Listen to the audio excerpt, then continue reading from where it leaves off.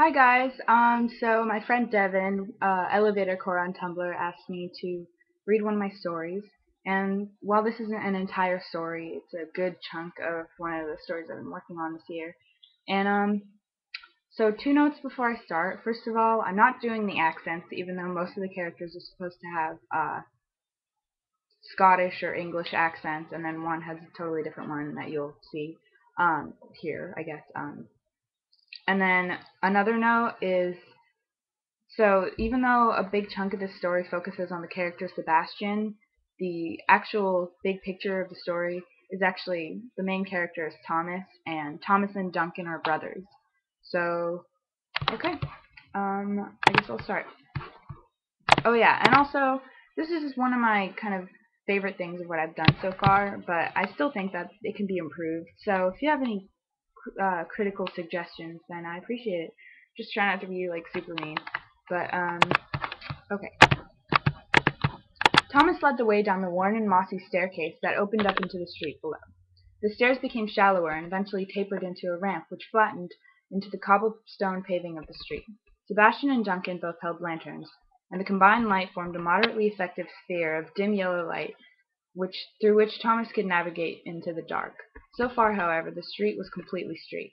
They moved quietly between the stone columns that held a large tunnel up. The narrow alleyways were so dark that it was impossible to tell how far they stretched and branched beneath the city. Although it seemed entirely empty at the time, it was apparent that the rumors of humans inhabiting Edinburgh's underground city were quite true. The furry green moss that decorated the walls and some of the floor had a clear path through it, going right down the middle of the street. This indicated that the street was used fairly regularly, presumably by people. "Thomas," Duncan whispered, as quietly as a mouse, but the faint whisper still echoed alarmingly. "Is it just me, or do you feel like we're being watched?" He whispered the last part even more quietly, and even so a faint echo sounded through the dark chamber. Thomas put his finger to his mouth, signaling Duncan to be quiet. Until Duncan had mentioned it, Thomas was not wary of the possibility that they were being watched or even followed. A surge of paranoia suddenly invaded his mind, stopping him in his tracks. Sebastian and Duncan stopped behind him, looking confused. He began to reach into his satchel for the large butcher's knife he had brought, but before he could even get his hand inside the bag, he was startled by a loud reverberating shout, and the light of the lanterns reflecting off a gleaming silver surface, the surface that was moving towards the three men at an alarming rate. The loud footsteps of the person holding the sword, who was still quite concealed by the darkness, echoed unnervingly loud. Quite alarmed, Thomas reached quickly for his knife, and then realized, as the figure came closer, that it would be of little use compared to the impressive shining sword held by the figure in the dark. He let his bag fall against his body with a thud. The figure halted as it entered the sphere of light produced by the lanterns, a sword outstretched toward the three men. In the dim light, Thomas noticed that the man had long, dark hair and tan skin. "I would highly recommend that you stop right there, sir. You move at your own risk." The voice was undoubtedly female and quite definitely foreign, maybe Spanish. "I would rather not, I'm afraid," Thomas replied warily. "Who are you, and why exactly are you attacking us?" The woman laughed. "Me attack you? Very amusing." She moved closer, brandishing the large silver sword. "I thought I had taught you people a lesson not to come back here. Or do I have to kill another of you for you to learn?" "We don't know what you—" Duncan started, but she swerved her sword at him, quickly interrupting. "I don't want to hear your silly excuses. This is no time for us to make up stupid lies." She barked at him menacingly. "I will give you 10 seconds to turn your backs and start leaving, or you'll be breakfast for the dogs in the morning." The lanterns glinted menacingly in her dark eyes. Sebastian seemed surprisingly serene throughout. 10, she began to count. Duncan and Thomas looked over at Sebastian, who was taking off his satchel. 9, she continued. He set the satchel on the ground and smoothed his shirt. "I'm warning you," she stared at Sebastian furiously. "Why a sword?" Sebastian asked calmly. "In this day and age, anyway. What with pistols shooting left and right. A bit old-fashioned, don't you think, young lady?" He raised his gray eyebrows, and his forehead crinkled exaggeratedly in the dim light. 8, she said, "and I command you to be quiet. I may be a lady, but I'm a lady who can kill you in a moment's notice." "Portuguese, are you?" Sebastian said. The woman stopped counting. "Yes. How is this of any relevance?" she growled. Sebastian smiled slightly. "How about this?" he suggested, walking closer to the woman, who raised her sword threateningly. "Do you have another sword? We can have a duel, 1-on-1. If I win, you let us meet your ghosts." If I lose, we leave in one piece, or rather, those remaining of us do. And I won't kill you, obviously." She reeled in laughter. "Yes, that is in fact very obvious. But unfortunately for you, this is the only sword I have." Sebastian remained quite composed. "A fire iron, perhaps? Surely you need to start up fires down here, for cooking or heat?" The dark-haired woman stared at Sebastian suspiciously. "And why exactly should I allow this bargain of yours?" "So you do have one!" Sebastian grinned. "Excellent!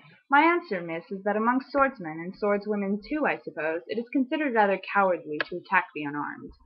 You could do so much as to at least give us a fighting chance. That is, if you have the courage." She frowned. It showed that she knew Sebastian was manipulating her. She paced closer, examining the old man from head to toe, judging him. She gave in. "You are being watched from several directions. I will fetch you this tool, and you will stay perfectly still. If you fail to do so, you will be dead before I return. Understood?" He smiled gently. "Of course, miss." Duncan and Thomas watched the encounter silently. They were both very confused and frightened. Thomas was quite frankly surprised that Sebastian had been able to convince the girl at all. However, he was incredibly concerned by the fact that Sebastian was going to be the one fighting. He was only an old man, and Thomas doubted if he had ever been in so much as a schoolboy fight.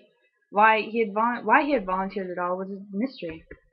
After hearing the loud echoing sound of footsteps get quieter, stop, then get louder again, the Portuguese woman appeared in the dim lantern light with a large black fire iron as she had promised.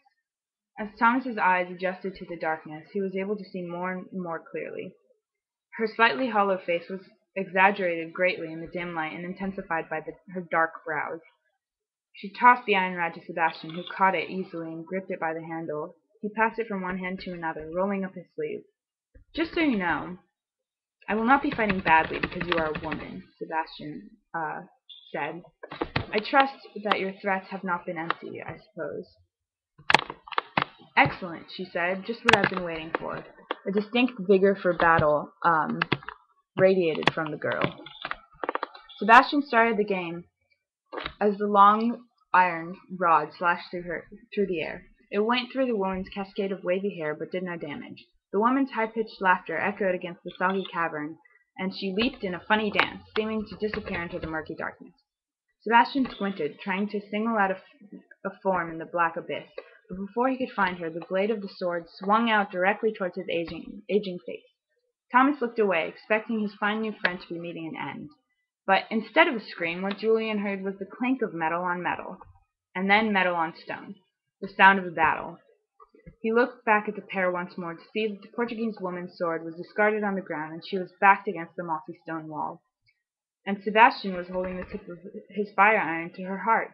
"Do you surrender?" he asked politely. "Not on your life." Doing another one of her funny dances, she wriggled out of her trap and took hold of the iron rod with both hands, lunging at Sebastian. What happened next went by so quickly that Thomas barely had time to comprehend what had occurred. Before she could even take hold of it, Sebastian had positioned the fire iron in both his hands, which were on either side of its center of gravity. Sebastian used the woman's own momentum against her. Legs apart for balance, he did not push back to knock her down, but rather he absorbed the blow, stepping backwards into the side. The woman, who was holding the tool with an iron grip, fell forward as Sebastian stepped back. His hands followed the iron rod to the ground, though his feet were still firmly on the ground. In complete control of the battle, he pushed her to the floor with the side of the iron and held it down. He held it firmly across the Portuguese woman's chest and shoulders, pinning her to the cold floor. Affirming his victory, he smiled gently, but the smile faltered when he saw the woman's wound. The gash in the woman's forearm trickled blood, staining her dress. He eased pressure when he saw that she wasn't struggling, but in fact she looked overjoyed. "Very impressive," said Sebastian. "You are very skilled. More skilled than I expected, in fact," he smiled. "But frankly, sweetheart, before you start any fight, you need to realize who you're dealing with." "Sorry," Thomas interjected, once the quiet had once again filled the room. "But do you mind me asking, Sebastian, where in the hell exactly that came from?" He was rather surprised and very impressed. "My father was very wealthy when I was a boy," Sebastian said. "I was taught by one of the greatest swordsmen of the time. My father thought it would come in handy." "Well, I suppose it did then," Thomas commented, rummaging around in his bag. He was unsuccessful, but that as he looked, Duncan had retrieved exactly what he had been looking for. Duncan pulled out a long white scarf and approached the lady, sitting still on the floor clutching her wound. "Don't touch it. It could get infected. We need to treat that as best as we can." He kneeled next to her and wrapped the scarf several times around the wound. She didn't reply. "Do we get your name now?" asked Thomas. "Do we get to learn your name now?" asked Thomas, as non-threateningly as possible. She winced slightly as he applied pressure to the cut. "It's Rosanna." Duncan chimed in excitedly. "And I suppose we get to meet the ghosts now, yes?" he asked. "As soon as you're finished being mended, of course." "I will keep my end of the bargain. I'll take you to the ghosts," she replied. "But to be perfectly honest, they're much more responsive in the early hours of the morning, if you're willing to wait."